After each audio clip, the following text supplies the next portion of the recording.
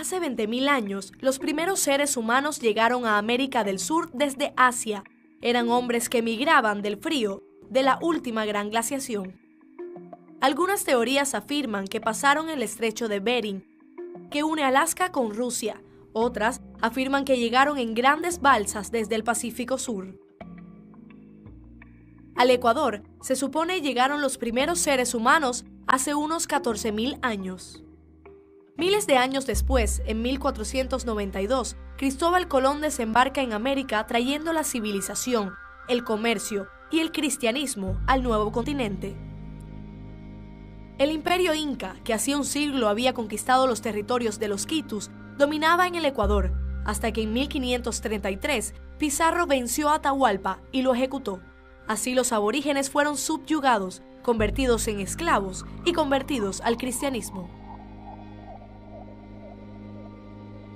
En 1565, el rey de España dicta la creación de la Real Audiencia de Quito, y para mantener el enorme aparato imperial estatal, se establecieron encomiendas, por las cuales todas las tierras de los aborígenes pasaron a manos de los españoles. Las mitas, que no era sino la obligación de trabajar sin descanso en las minas de oro y plata, y los obrajes, que eran las maquilas de la época, donde los indígenas debían vivir hasta la muerte. El oriente ecuatoriano, para ese entonces, permanecía casi intocado, por considerarse un territorio hostil, de difícil acceso y sin mayores riquezas. Nadie podría adivinar que la industria del futuro dependería de lo que había debajo del suelo selvático. En 1822, el Ecuador se emancipa del Imperio Español. Sin embargo, la situación de los indígenas no cambió.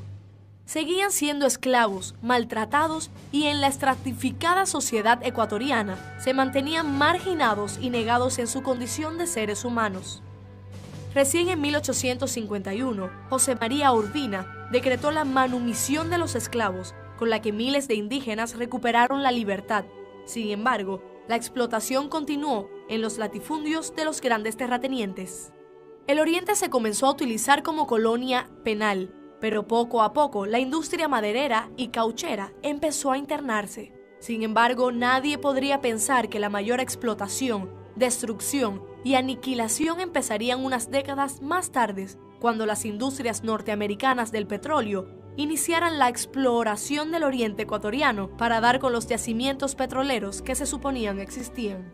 La revolución industrial precisaba del combustible que estaba debajo de los pies de los olvidados, marginados, pero al fin y al cabo, libres indígenas del norte del oriente ecuatoriano.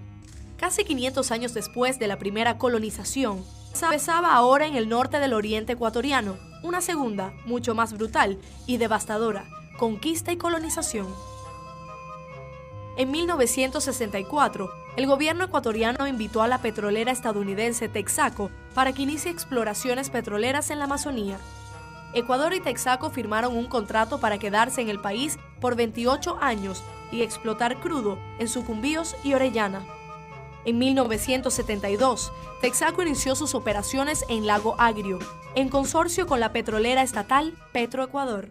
En el sector que se empezó la exploración vivían varias comunidades indígenas: Quichua, Cofán, Secoya, Siona y Guaorani.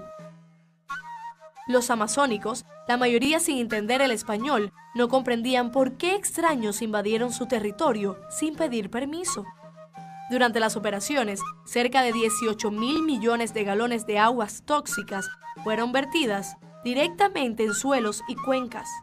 Esta cantidad de petróleo vertida suma 30 veces más contaminación que el derrame accidental del buque petrolero de Exxon Valdez.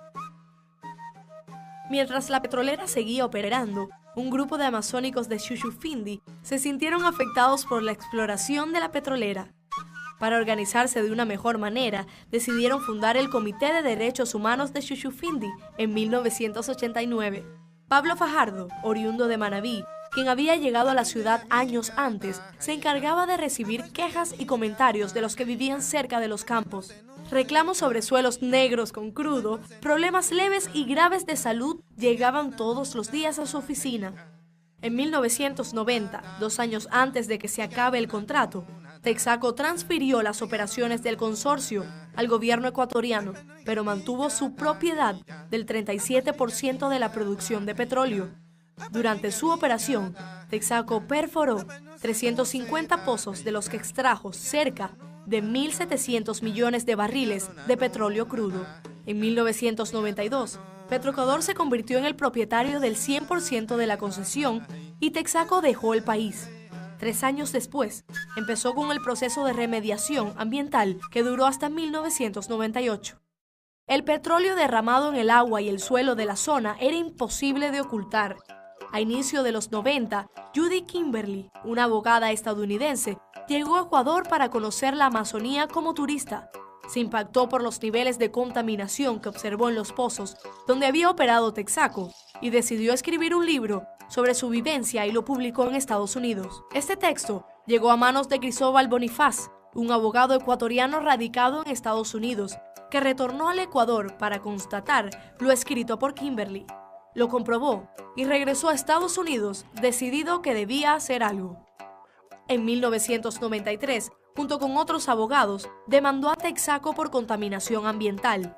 Al comienzo, ellos representaban a 76 demandantes ecuatorianos. Este número fue creciendo mientras más amazónicos se enteraban de que existía esa demanda. Creció hasta llegar a 30.000 personas que se sentían afectadas por la operación de la petrolera. La demanda en Estados Unidos permaneció casi 10 años. Pasó por manos de varios jueces y mientras no se sabía qué pasaría con la demanda, Texaco interpuso 9 demandas en contra de los afectados, acusándolos de fraude, enriquecimiento ilícito y otros. Finalmente, la demanda contra Texaco fue rechazada por no corresponder a la jurisdicción. Como la contaminación fue en Ecuador, determinó que la demanda debía presentarse allá. En el 2001, mientras la demanda era rechazada, la empresa Texaco Petroleum Company fue adquirida por Chevron. El fracaso en Estados Unidos no frenó a los afectados y en el 2003, un grupo de abogados, representantes de los afectados por la contaminación, interpusieron una demanda judicial por contaminación ambiental contra Chevron en la Corte Superior de Nueva Loja. Durante 8 años existieron una serie de demandas paralelas. Chevron las interpuso por concepto de fraude. No fue sino hasta febrero del 2011 que el juez de Sucumbíos emitiera una sentencia. Falló a favor de los demandantes y determinó que la petrolera debía pagar $8.000 millones por concepto de indemnización ambiental y social a los 30.000 afectados. Todavía los casos paralelos en contra de los demandantes están abiertos. Ha pasado 1 año y medio. El juez ha ratificado la sentencia que se duplicó porque la empresa no pidió disculpas públicas. Los afectados aún esperan el pago, que han esperado por 20 años. El 10 de octubre de 2011, Chevron Texaco no logró que la Corte Suprema de los Estados Unidos bloquee la ejecución de la sentencia de casi $19.000 millones, por lo que las medidas de ejecución en contra de la compañía, iniciadas en Brasil y Canadá, avanzan.